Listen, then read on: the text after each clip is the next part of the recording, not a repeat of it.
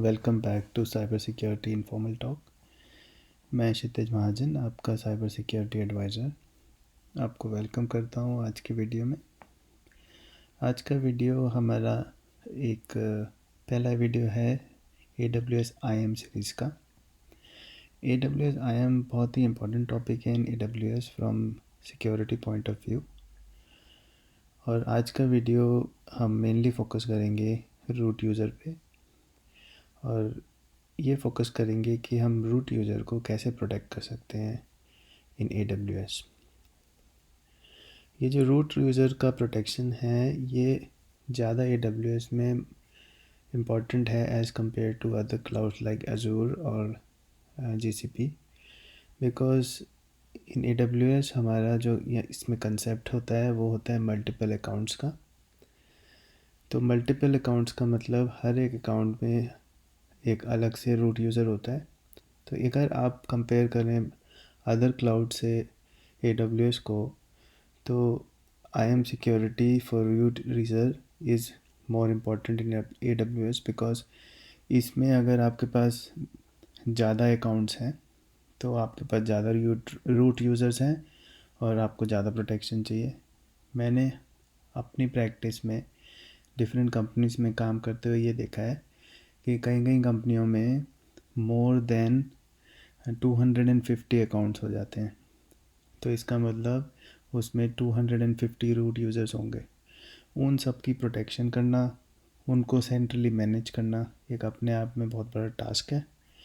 तो इसलिए मैंने ये सोचा था कि IAM यूज़र्स के ऊपर वीडियोस की एक सीरीज़ बनाऊं, और फर्स्ट टॉपिक जो मेरे माइंड में आया वो था root user protection.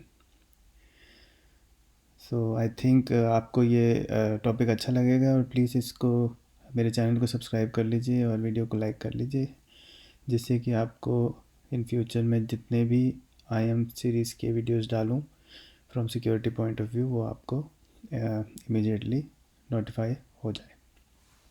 So let's get started. तो पहली स्लाइड में मैं ये डिस्कस करने वाला हूँ कि पर्टिकुलरली इस वीडियो में हम किस किस टॉपिक्स में बात करेंगे, और लेटर ऑन मैं आपको ये बताऊंगा कि इन फ्यूचर हम किन किन टॉपिक्स पे बात करेंगे जो IAM सीरीज़ के पार्ट होंगे। तो इस वीडियो में मैं ज़्यादातर आपसे जो रूट यूज़र की बात कर रहा था उसमें हम क्या क्या डिस्कस करेंगे इस पर एक बार देख लेते हैं।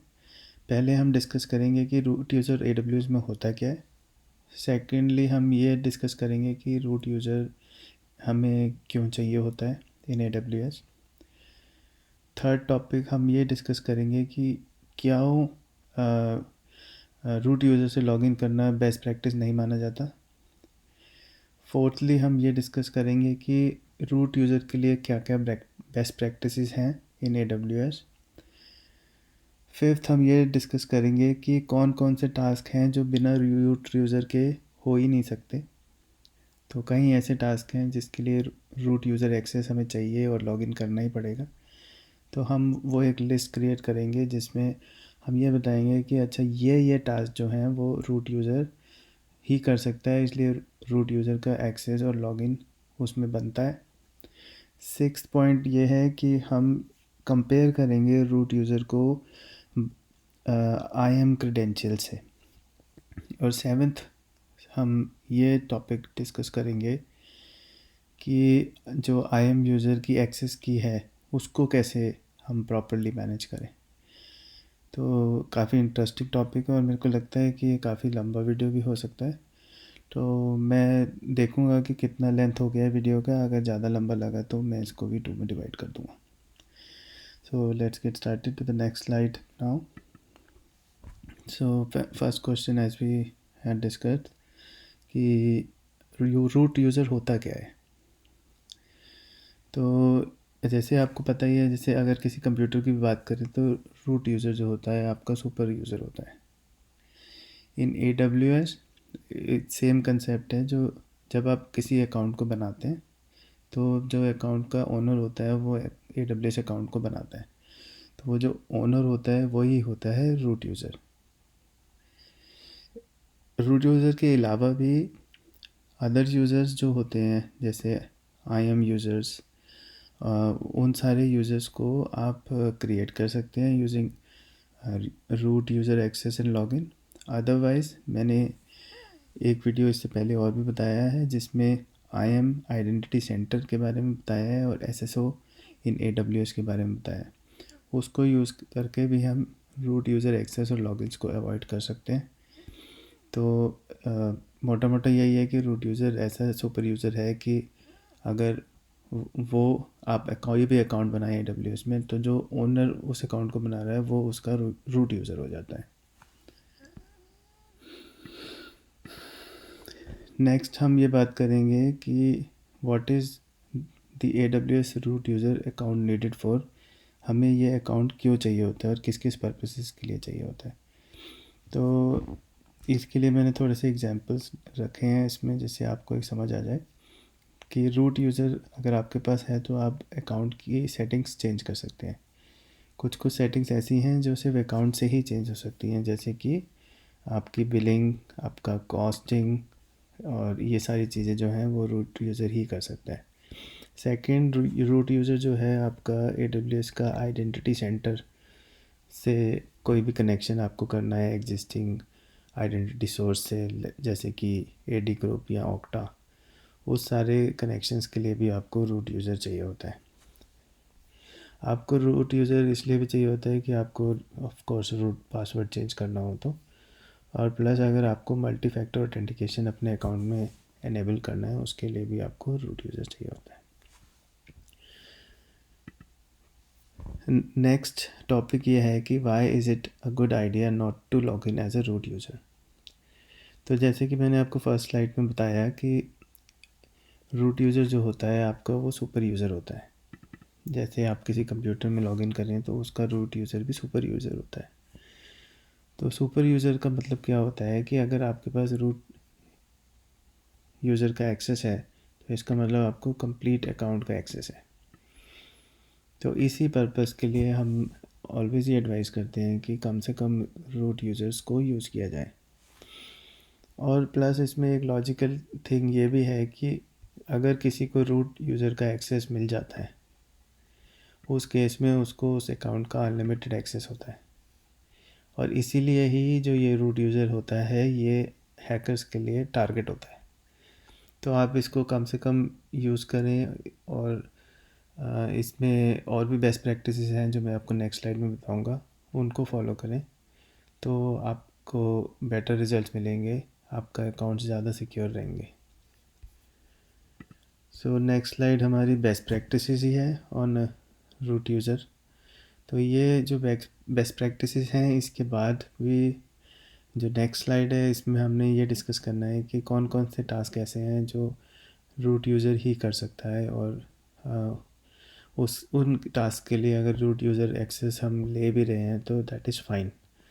बट फॉर दिस स्लाइड हम ये बात करते हैं कि अगर आपका रूट यूज़र है तो उसको प्रोटेक्ट करने के लिए क्या क्या बेस्ट प्रैक्टिसेस हैं।